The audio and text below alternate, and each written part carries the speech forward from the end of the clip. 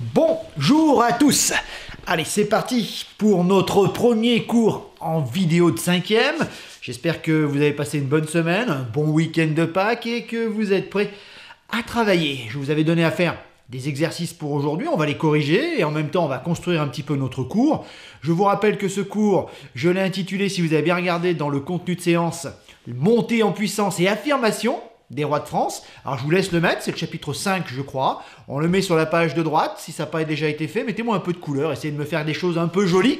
Il y en a, je ne sais pas comment ils font, mais ils arrivent à chaque fois à me trucider leur chapitre et leur titre. Et c'est important, le titre, c'est ce qui permet évidemment de voir où on en est. Donc j'espère que vous avez mis ce nouveau chapitre. Et on est parti, et on va commencer d'abord par faire une introduction, avant de commencer à corriger ce que je vous avais demandé.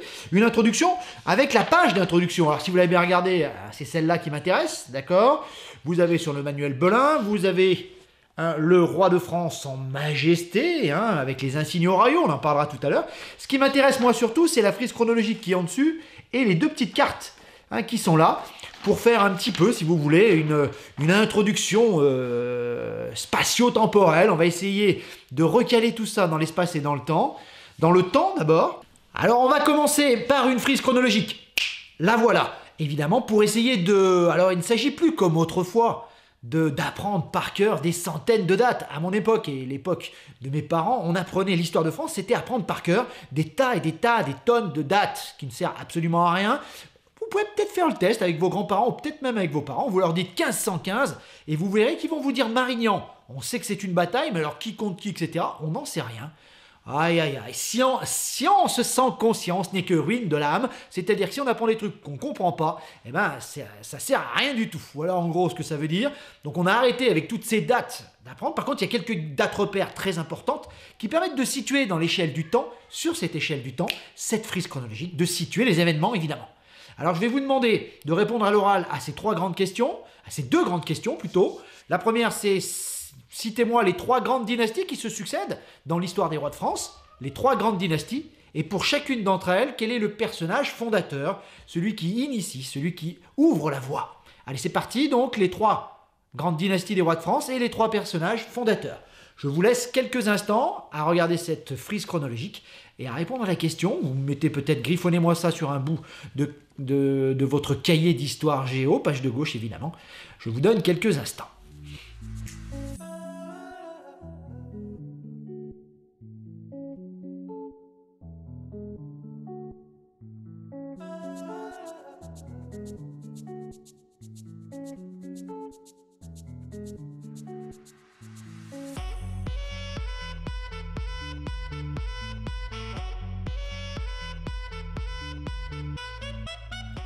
Alors, vous avez trouvé, allez, on corrige, c'était plutôt facile, c'est de la révision, on en a déjà parlé, d'accord? En 1, j'espère que vous avez dit les Mérovingiens, avec le personnage fondateur Clo-Clo, pour les intimes, Clovis, élevage de Soissons. Ensuite, les Carolingiens, avec Carloman, Charlemagne, et là vous avez une date repère qui est évidente, 800, date de son couronnement à Rome.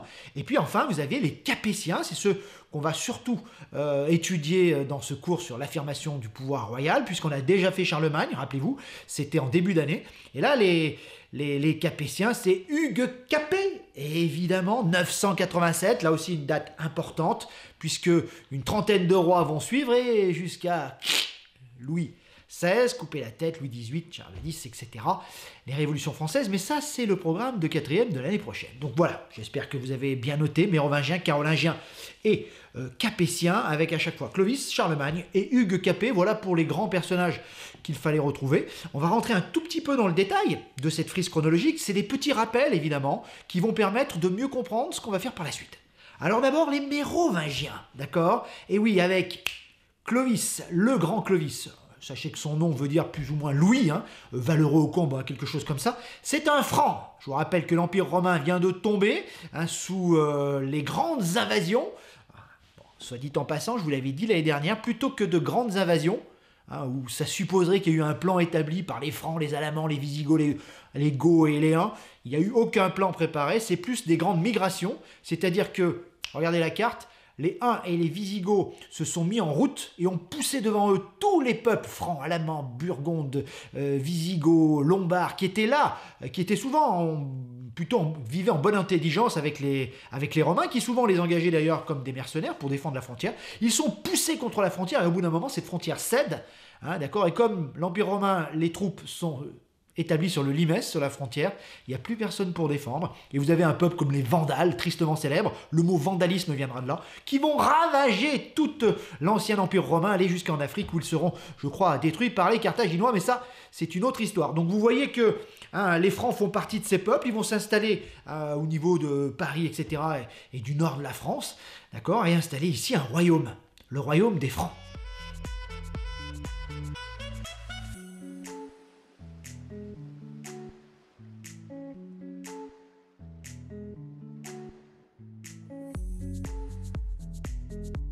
Alors Clovis est un personnage important, non pas que c'était un grand roi, hein, il était sans doute sous la domination du Basileus de Constantinople, l'empereur byzantin qui lui aurait cédé ses terres hein, contre la protection et des subsides. Sachez qu'il est important, pourquoi? Parce que c'est le premier roi de Francs à basculer hein, dans le christianisme. On devient, une tribu barbare devient royaume chrétien, et ça change tout. Hein, Dieu, je crois, pour reprendre les mots d'un célèbre historien, Dieu est passé du côté des Francs, et avec ce sacre, ce baptême de 496 après Jésus-Christ, eh ben, c'est l'histoire de France véritablement qui commence, l'histoire des Francs plutôt. Hein. Sachez que c'est à Reims que Clovis recevra la couronne et qu'il sera évidemment baptisé, et c'est à Reims que tous les rois de France, on le verra plus tard, viendront par la suite se faire couronner, se faire sacrer. Reims, la cathédrale, on se demande pourquoi c'est Reims et pas Notre-Dame de Paris. Ben voilà, il y a évidemment quelque chose de mythique, il y a quelque chose de symbolique à venir se faire sacrer à Reims. Et d'ailleurs, les archéologues, en fouillant sous la cathédrale, ont trouvé l'ancien baptistère. Est-ce que c'est celui où s'est fait baptiser Clovis? Peut-être. Hein, quoi qu'il en soit, l'histoire est en marche. Encore qu'il est assez faux de dire que les Mérovingiens étaient des rois de France. Ce qu'il faut, c'est des rois francs, ça c'est certain. Hein, et c'était pas que la France, le nord de la France, vous aviez également la Belgique, hein, la moitié de l'Allemagne, une partie de la Suisse et des Pays-Bas. Donc vous voyez que c'était plus une petite Europe qu'une France à proprement parler. Et cette dynastie des Mérovingiens n'a pas laissé une trace impérissable dans l'histoire de France. Pourquoi Mérovingiens? C'est la question qu'on se pose, évidemment. Mérovingiens, qui était Mérové? Hein, je vous laisse quelques instants aller chercher, allez, sur Internet ou dans un bon dictionnaire ou une encyclopédie, qui était Mérové, d'accord? Celui qui a donné son nom à la dynastie des Mérovingiens. Allez, j'attends. Et attention, vous ne me faites pas le coup d'attendre que je vous donne la réponse. J'espère que vous allez y aller. Vous me mettez sur pause. Tac. Vous allez voir, je vais me figer. Profitez-en. Vous pouvez me mettre sur pause hein, et me faire taire, ce qui en classe est assez difficile. Allez, c'est parti. Cherchez-moi qui était Mérové. Je vous écris son nom là-haut.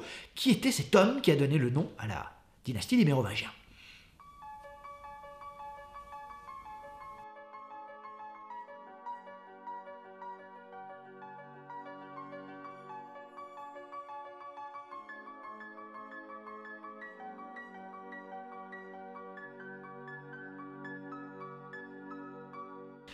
Alors vous avez trouvé? C'est le deuxième roi des Francs-Saliens, hein, en tout cas qui a laissé une trace. Sachez que c'est un personnage mythique, une sorte de demi-dieu le gars. Hein. Il est le fruit des amours d'une reine hein, et d'une divinité marine. Bon, assez étonnant, d'accord? Ses descendants sont Childéric Ier et Clovis. Donc c'était le grand-père de Clovis. J'espère que vous m'avez trouvé ça. Mérové, sorte de demi-dieu, le roi légendaire et mythique. On ne sait pas vraiment s'il a existé. Hein, le fruit des amours entre une reine terrienne hein, et une divinité marine. Il est le grand-père de Clovis. J'espère que vous avez trouvé ça. Pourquoi une si mauvaise réputation? Pourquoi on les a appelés et surnommés les rois feignants? Hein, pourquoi ont-ils laissé si peu de traces dans l'histoire de France, à part Dagobert qui a mis sa culotte à l'envers, ou la reine Berthe au Grand-Pied qui devait chausser du 45, ce qui a dû impressionner ses contemporains. Pour le reste, tous ces rois sont tombés dans l'oubli. Ces rois feignants ont tellement les mal aimés et on les a aimés. Hein. Il faut dire qu'on a très peu écrit sur eux. Voilà une partie de la réponse et du voile qui est levé. Un seul Grégoire de Tours hein, écrit sur eux, encore une centaine d'années après véritablement leur règne. Donc c'est assez lointain. Très peu de sources écrites. Et puis il y a une autre petite anecdote. Sachez que, et ça on le sait moins, hein, c'est qu'il y a eu énormément de régences de femmes chez les rois feignants. Beaucoup ont été tués avant l'âge, beaucoup sont arrivés sur le trône à 13-14 ans, ils étaient prépubères, c'était des ados, voire encore des enfants, hein, souvent frêles, parfois malades, et c'est leur mère, souvent, qui tenait les rênes du pouvoir. Et dans une société très machiste, où on a bien du mal à dire qu'une femme peut exercer le pouvoir, chez les Françaliens, je vous rappelle que c'était interdit, contrairement à l'Angleterre, qui a une reine et qui gouverne. Chez nous, non, d'accord. C'est l'aîné de la famille, c'est l'homme qui domine. Et puis, toute l'histoire a été réécrite par la suite, et avec Jules Ferry et la Troisième République, eh ben, il y avait quand même cette connotation de se dire que des femmes au pouvoir, ça ne pouvait que partir en vrille, cette histoire. Et que finalement, ces jeunes garçons feignants ne régnaient pas, c'est leur mère qui régnait à la place. Et en gros, c'était du grand n'importe quoi. Hein, et forcément, une femme ne règne pas. Et si c'est du n'importe quoi, c'est à cause d'elle. Allez, on va rendre quand même hommage. C'est vrai que dans l'histoire de France, les femmes ne sont pas très présentes. Il faut dire que cette histoire a bien été écrite par des hommes, mais souvent quand même, on l'a dit, un célèbre historien l'a dit, derrière chaque grand homme se cache une grande femme. Ah, il fallait que je la fasse, celle-là. Et alors, c'est Brunehaut. Brunehaut, je vous mets son nom, c'est une princesse Visigoth. Hein, elle a régné pendant plus de 30 ans. Ses fils se sont succédés sur le trône à des âges assez jeunes. La plupart sont morts avant d'avoir pu exercer réellement le pouvoir. Et elle a quand même rétabli la justice royale. Elle a également réformé les lois saliques. Et, très important, elle a proclamé l'égalité entre les Francs, les envahisseurs, si vous voulez, hein, les conquérants, et les Gallo-Romains qui, eux, étaient les conquis. Il établit une certaine égalité, et à partir de là, et de cette fusion entre les deux, le royaume des Francs va pouvoir commencer à naître et commencer à se répandre. Voilà, cette Brunehaut, hein, qui aura malheureusement un destin assez...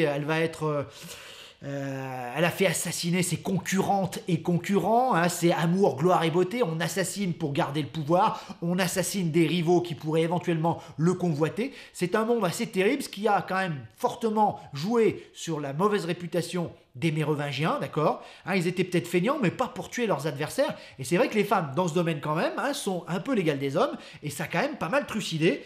Pour en terminer avec Brunehaut, sachez que sa fin est tristement célèbre. Elle a usé de manigance, elle a beaucoup de sang sur les mains quand même, et finalement le retour de bâton viendra. Cette première femme d'État, hein, à poigne du Moyen-Âge, va être attachée par les cheveux à un cheval fougueux et non dompté, et son corps va être tremballé dans toute la région. Elle va finir en bouillie, la pauvre Brunehaut, et mourir dans des conditions assez atroces. Bon, les Mérovingiens, c'était ça, c'était une période assez sanglante également. C'est peut-être ça aussi, qu'ils ont si mauvaise réputation. Ah oui, dernière petite anecdote, sachez que les cheveux, les longs cheveux, c'était la mode à cette époque, aussi bien chez les Mérovingiens que les Carolingiens, et que porter les longs cheveux, c'était signe de haute lignée. Autant dire que pour moi, c'est quasiment mort, mais si on coupait les cheveux d'un prince, c'était pour lui signifier qu'il n'avait plus aucun droit sur la couronne jusqu'à ce qu'il repousse, évidemment. Donc vous voyez, histoire quand tu nous tiens. Et alors que les derniers rois mérovingiens se meurent et sont de moins en moins influents, une famille venue d'Austrasie, d'accord, pas d'Australie, hein, les Pipinides, quel drôle de nom, ça fait rigoler, c'est vrai, mais sachez que chez eux, il y a le fameux Charles Martel, et lui, il faisait rire personne, Charles le marteau, tellement il frappait fort, tel une enclume sur la tronche de ses adversaires. Charles Martel qui arrêtera les Arabes à Poitiers, 732, rappelez-vous, hein, c'était une date là aussi qu'on apprenait quand on était petit, 732. Ah oui, on était fiers d'avoir arrêté les Arabes à Poitiers. Quand on voit la civilisation éclatante que va connaître l'Espagne visigothique envahie par eux, on se dit qu'on a peut-être, certainement même loupé quelque chose, et tout le retard qu'on va avoir pendant ce moyen âge, c'est-à-dire cet âge pas terrible, ça vient sans doute de là. Si les Arabes nous avaient occupés, nous aurions eu les palais de l'Alhambra, etc. Et nous aurions eu accès à cette civilisation qui, elle, n'avait pas brûlé les bibliothèques, hein, et avait plutôt lu les livres, et les avait traduits, et ayant accès évidemment à toute la culture gréco-romaine. C'est pour ça que les Arabes à cette époque étaient autant en avance sur nous. Bon, pour faire rapide, hein, ce qui devait arriver arriva, étant donné que les maires du palais, qui étaient souvent des grands seigneurs, étaient plus puissants que les rois mérovingiens eux-mêmes. Ils ont eu l'idée, hein, Pépin le Bref notamment, le mec avait tendance à parler peu, à prendre le pouvoir et à s'installer à leur place. C'est la dynastie des Carolingiens, dont Charlemagne sera évidemment la pépite, celui dont tout le monde parle. Il sera couronné en l'an 800, ça c'est une date repère à apprendre. Hein, à Rome, il revêtra la couronne et il avait le rêve de rétablir l'Empire romain d'Occident, qui a été détruit par les barbares, rappelez-vous. Hein. Et attention quand même, on l'a fait en histoire, mais je le rappelle quand même, on l'a fait au début d'année. Il y a notre partie, regardez la carte, c'est notre partie d'Empire romain qui a disparu. Hein. Il y a l'Empire romain d'Orient qui lui parle grec et qui a comme pour capitale Constantinople, qui lui survit et brille de mille éclats avec Justinien, etc., etc. Et il faudra 1000 ans avant que cet empire disparaisse. Autant dire une plombe. Tout le Moyen-Âge quasiment. Donc, le Moyen-Âge n'était finalement moyen que chez nous, aussi bien chez les Arabes que chez les Byzantins, il a été étincelant et d'une beauté parfois éblouissante. C'est important Charlemagne, en tout cas dans la mythologie des rois de France et dans la symbolique, hein, puisque son épée joyeuse et sa couronne seront, la main de justice, etc., seront des insignes royaux pour des générations et des générations. Ils disparaîtront avec la Révolution française, mais tous les rois de France rêveront de porter ces insignes. Hein, la Sainte-Ampoule, on en parlera également de Clovis, hein, servait évidemment pour le sacre de tous les rois de France. Donc ces illustres ancêtres qui étaient plus ou moins légendaires, Clovis et Charlemagne, resteront quand même dans la mémoire des gens. À la mort de Charlemagne, malheureusement, Louis le Pieux essaye tant bien que mal de maintenir l'Empire encore. Hein, Louis le Pieux, très religieux, hein, c'est le fils de Charlemagne. Hein, malheureusement, il n'arrivera pas, lui. Alors je ne sais pas pourquoi, c'est vrai qu'on a tendance à dire que c'est l'aîné qui prendra la couronne, etc., etc., pour éviter les guerres fratricides. C'est ce qui va se passer avec Louis le Pieux. Il n'arrive pas à mettre en place son héritage entre ses trois fils, qui vont, à sa mort, se déchirer lentement mais sûrement, et faire en sorte que l'empire de Charlemagne, le rêve de Charlemagne d'un empire universel, explose en 1000 morceaux, mais c'est déjà là, plus ou moins, la naissance des royaumes européens modernes. Vous aviez, donc on est à sa mort en 840, Louis le Pieux, on a le partage de Verdun qui fait que on a Lothaire d'un côté qui prend la Lotharingie, en gros de la mer du Nord, Belgique, etc., jusqu'à Rome. Vous avez la Francie occidentale de Charles le Chauve, un peu la France actuelle, s'il y a un ancêtre à retenir, c'est lui. Et puis vous avez la Francie orientale de Louis le Germanique, en gros l'Allemagne actuelle aussi. Donc voici la carte. Ce partage de Verdun est catastrophique pour l'Empire carolingien, évidemment, puisqu'ils vont cesser de se battre les uns contre les autres.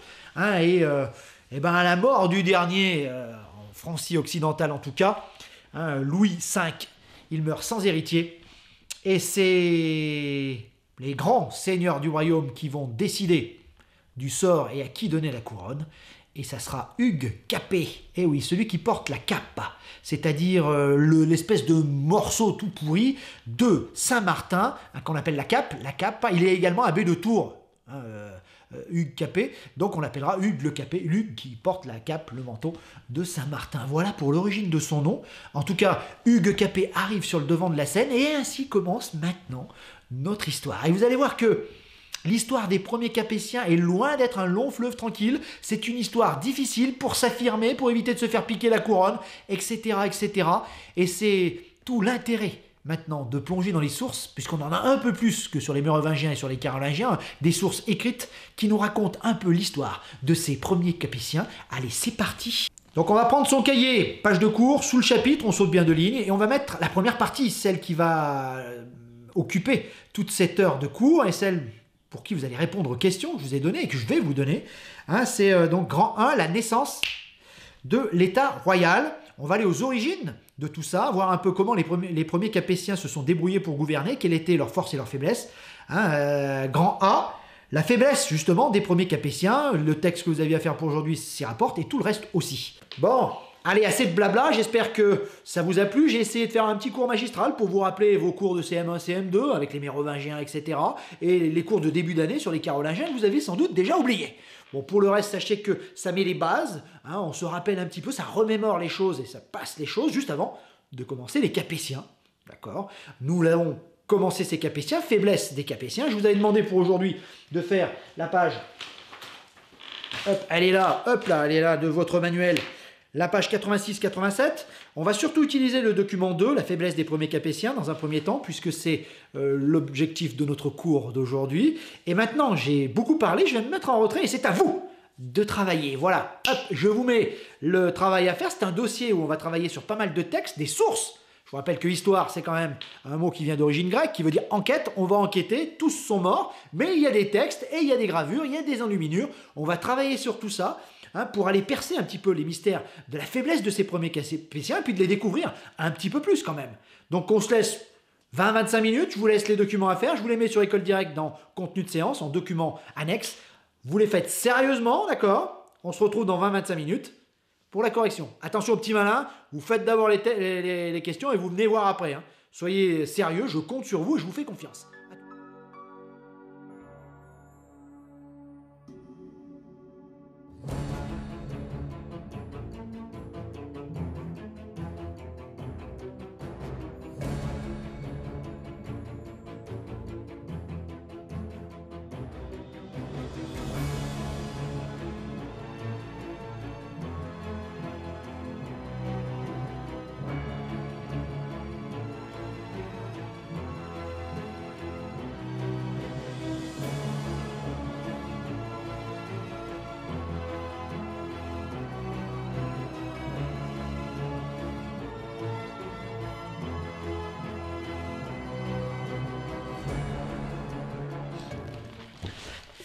Alors, les premiers Capétiens.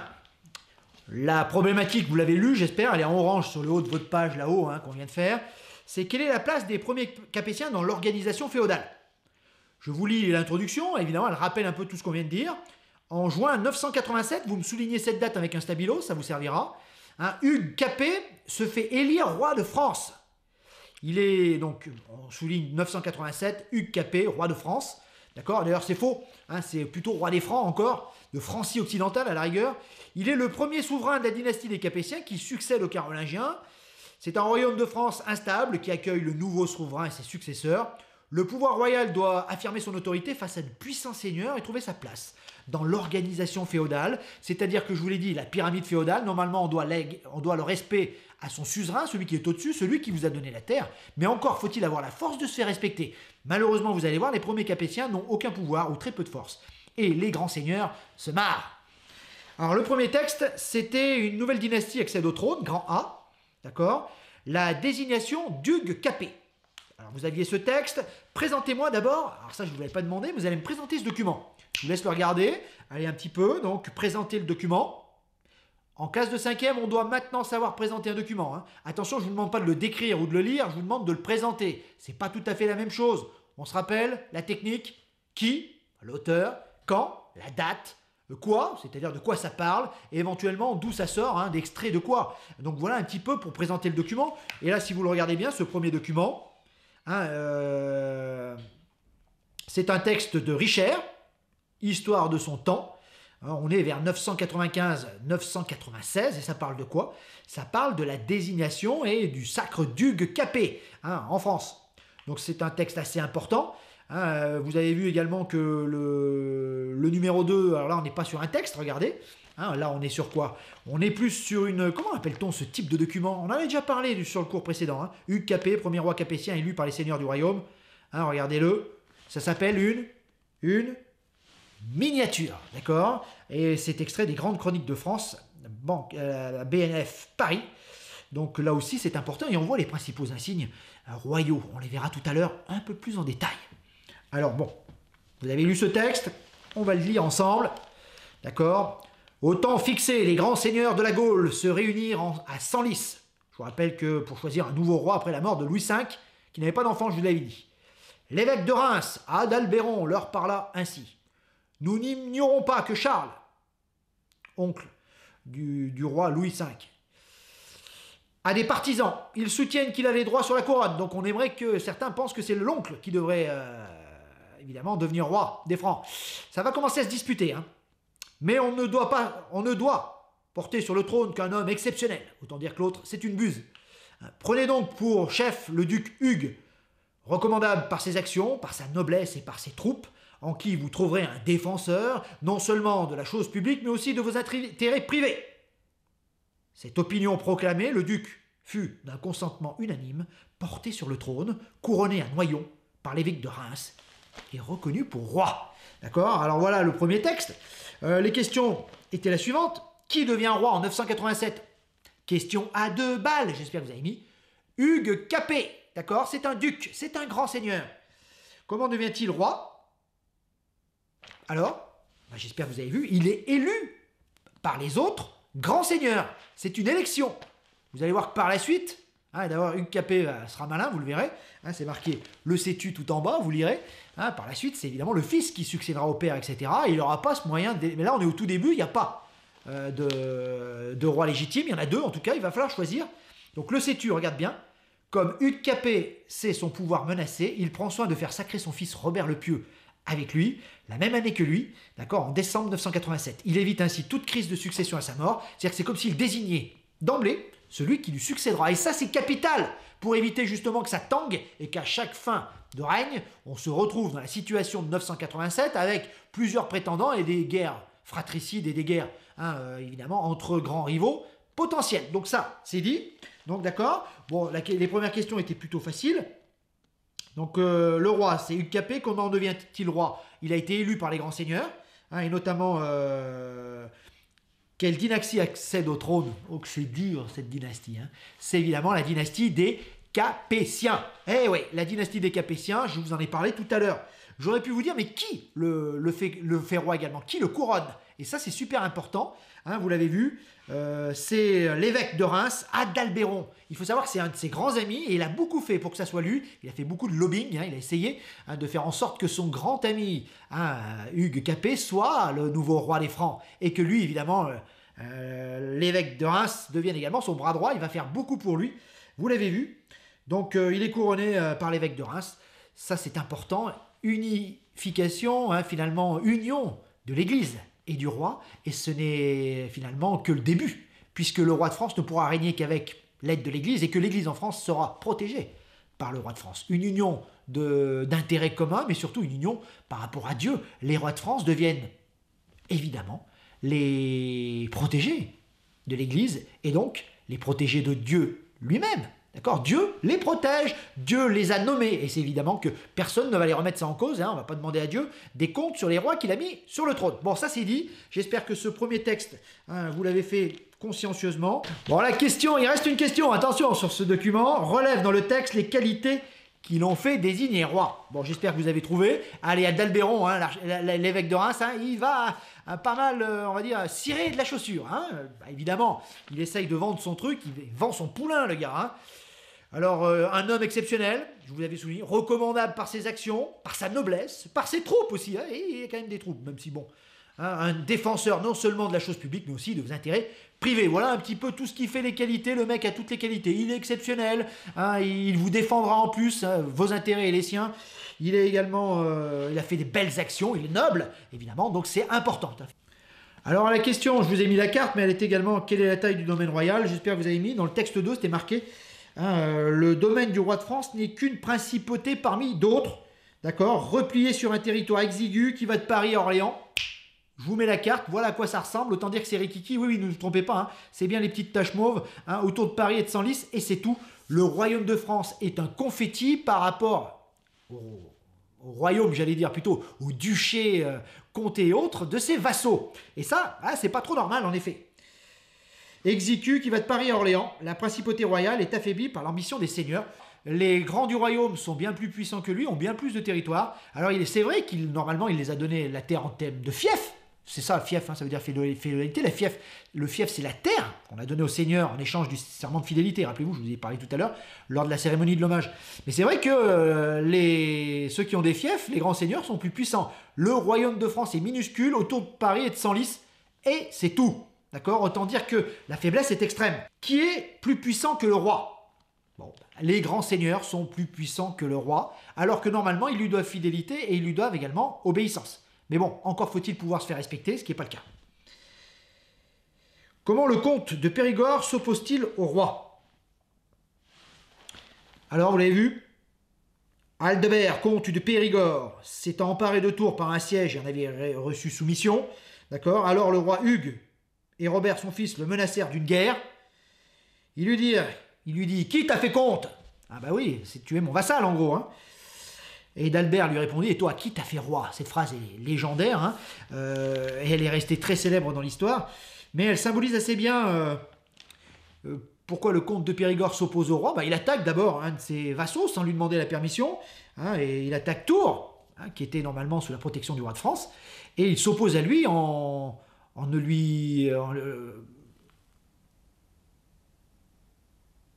Ah, et le roi le menace de la guerre, hein, attention, hein, et l'autre s'en fout complètement, il lui dit, attends, c'est nous, les grands seigneurs, qui t'avons fait roi, autant dire qu'il le toise, autant dire qu'il ne le respecte pas et qu'il n'a absolument pas peur de lui.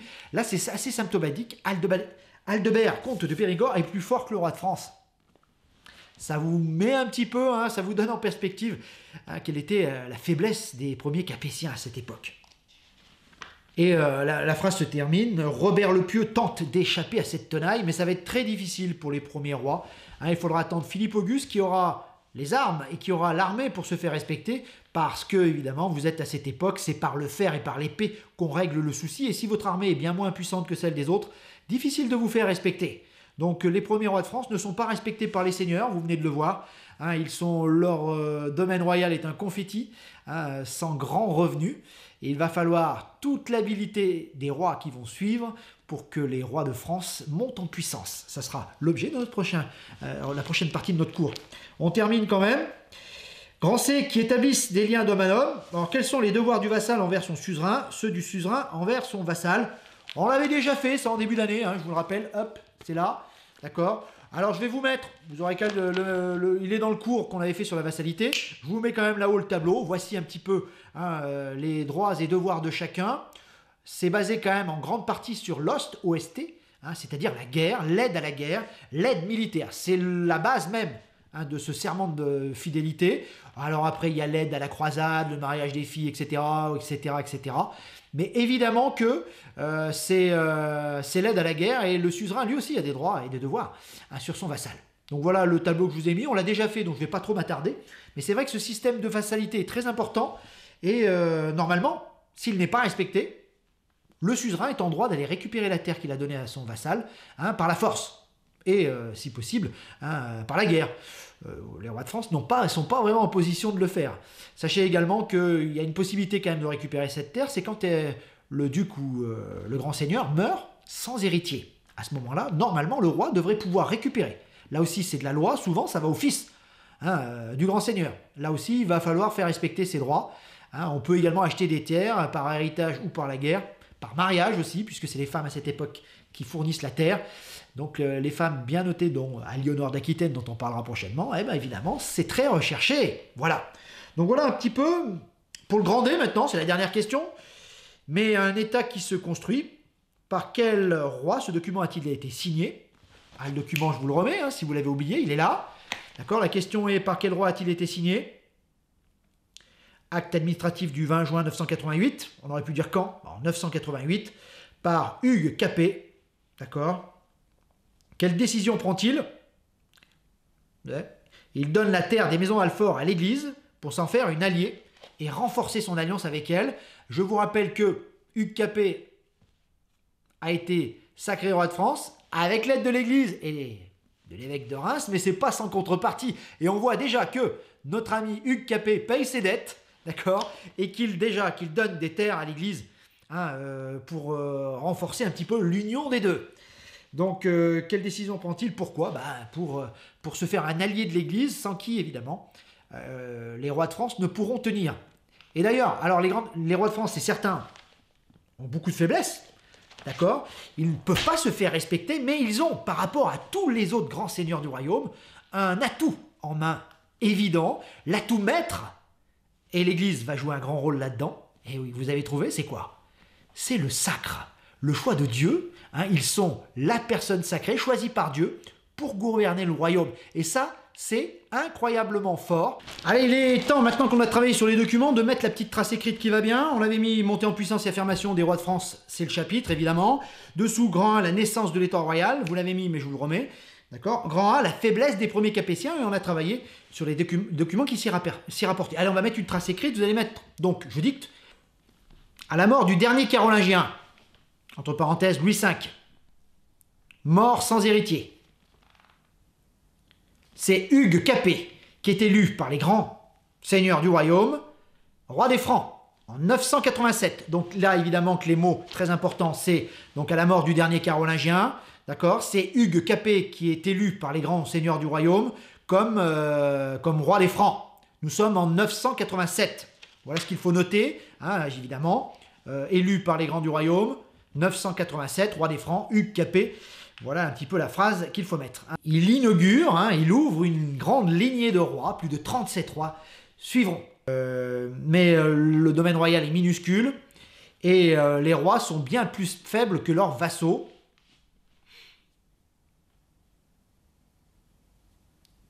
Donc si je résume, à la mort du dernier carolingien, d'accord, les grands seigneurs du royaume élisent Hugues Capet, un Robertien, un duc de Paris, en 987, roi des Francs.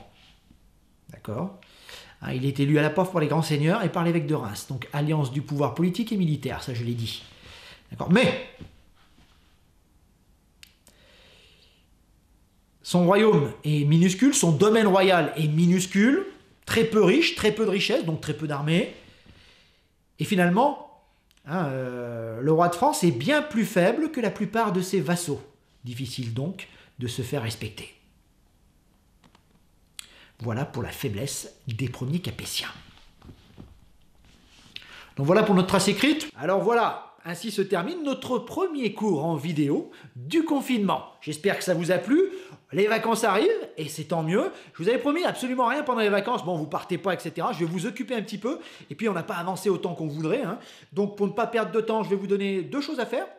Une petite étude de doc, celle-ci, que je vous mets là sur la vidéo. Et je vous mets évidemment dans le contenu de séance d'aujourd'hui et travail à faire de la prochaine fois. Et puis, vous avez également, c'est ça, c'est l'orfèvrerie et les objets du sacre, les fameuses régalias, couronnes, etc. etc.